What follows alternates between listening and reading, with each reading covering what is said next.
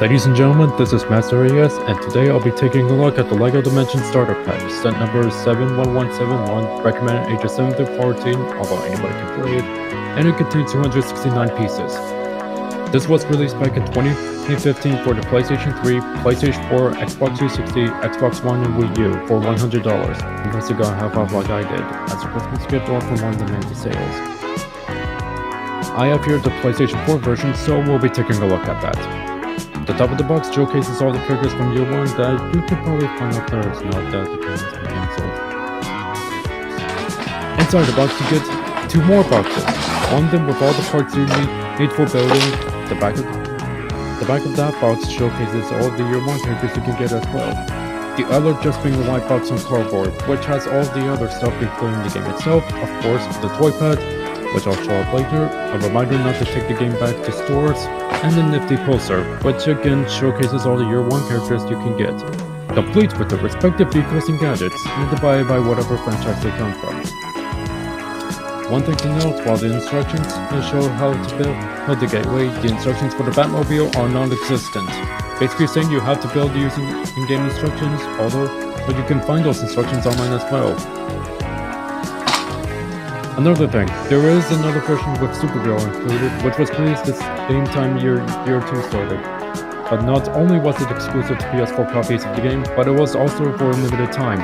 So it goes for high prices in the aftermarket, therefore remaining out of my reach. So if you have one, I'm coming for you.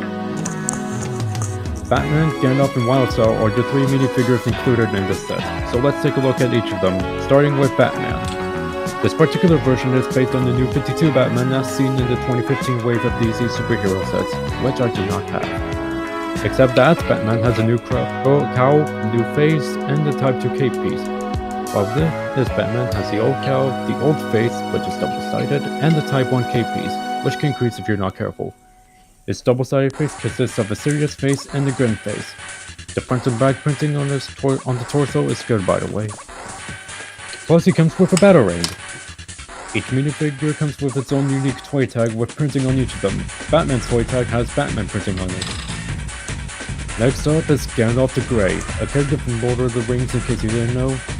This minifigure first appeared in the smallest set of the summer 2012 wave of the LEGO Lord of the Rings sets, which I also do not own. Just like Batman, he has the Type 1 cape piece. Why couldn't they use the Type 2 cape introduced that year? They really have no excuse, but Gandalf comes with his staff as his weapon for making sure people don't pass. Take everything off and you can see he has some good printing on front and back of his torso, and the smiley Ian McKellen face. No leg printing because he doesn't need no leg printing. His toy tag is Middle-earth Fair. No idea what the symbol on the front means. Last but not least, we have Wildstar from the LEGO Movie. She's exactly the same as she appears in all those LEGO Movie sets, which I do not have unfortunately, and the movie itself. Unlike the other two, she has printing on the legs and the left side of her arm. She has 2 faces, one calm and the other angry. Take off her hood and you can see a bit more printing on the back and front. She comes with a relic detector, which comes into play in LEGO Dimensions. Her toy tag has the WS in the style of wild graffiti. Plus a lot of wild graffiti. And yes, as you saw, all of those minifigures can be taken off their bases, unlike other Toys to Life games. The mini-vehicle included in the set is the Batmobile. This particular Batmobile is based on one seen in the Riddler chase set, which I also do not own. Though it is said to be based on the Beware the Batman Batmobile, the orange canopy and afterburner on the back is present. I really dig how they use the 2 Batarangs to represent tail fins. It rolls pretty smoothly too. Of course, this being a 3-in-1 build, there are 3 possible models you can build with this. Unfortunately, just like the main Batmobile build, the only way you can build those is to either use the in-game instructions or find them online. Unless you don't have internet, in which case you're shit out of luck.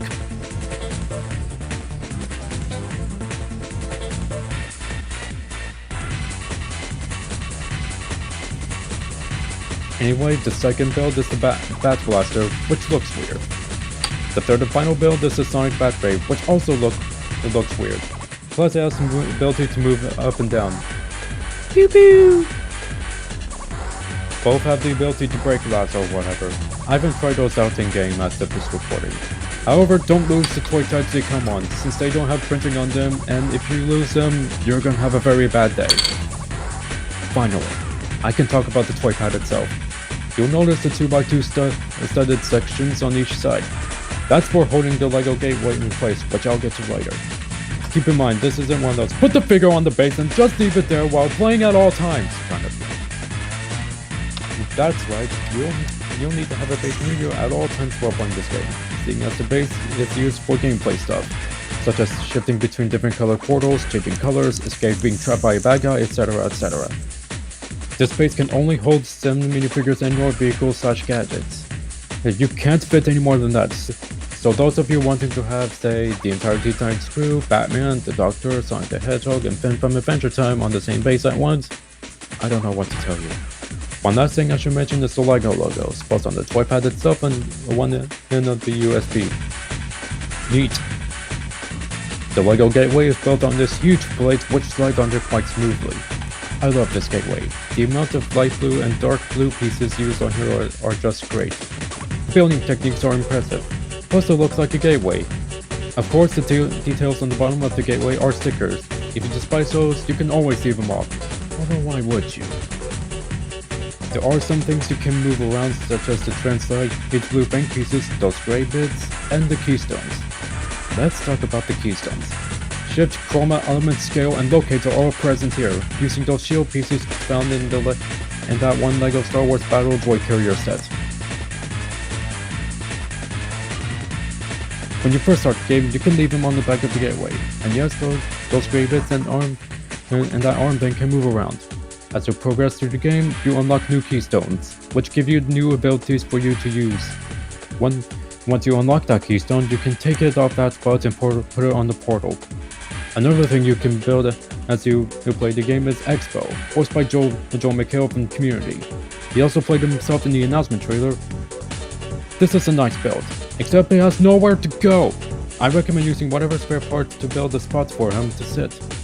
Or you can just not build him a hall if you want to. Of course, this being a close to life game, you have to pay more to play more. Okay, so I have the game going right now, and yes, as you can see, the base does indeed light up. And plus I have all this stuff right here. Here's what the game looks like on screen. Let me grab my controller. It plays like your typical LEGO game, really. And I would break stuff if I had like 3 arms or 4 arms or whatever. No. Now watch this. Whoop. Drop my controller to the floor. Thankfully didn't break it. Hey, long time no see. Now let me grab that. This is going too well. Stuck, huh? Don't worry. Whoops. You're only human. Or maybe sometimes man. I can't tell.